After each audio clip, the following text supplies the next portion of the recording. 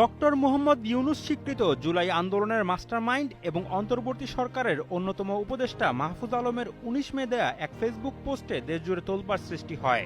এরপরই আওয়ামী লীগের ফিরে আসা নিয়ে ব্যাপক আলোচনা ও সমালোচনা শুরু হয়েছে।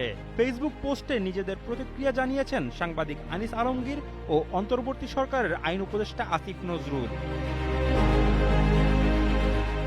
জুলাই গণ অভ্যুত্থানের পর নিষিদ্ধ হওয়া আওয়ামী লীগ কার্যত আবারও বাংলাদেশের রাজনীতিতে ফিরে এসেছে, এমনটাই দাবি করেন সাবেক উপদেষ্টা মাহফুজ আলম। মূলত অভ্যুত্থানের পরবর্তীতে দেশের রাজনৈতিক ও সামাজিক প্রেক্ষাপট নিয়ে পোস্টটি করেন মাহফুজ। তিনি দাবি করেন বিভিন্ন রাজনৈতিক ও সামাজিক ঘটনার মধ্য দিয়েই আওয়ামী লীগের ফেরার পথ তৈরি হয়েছে।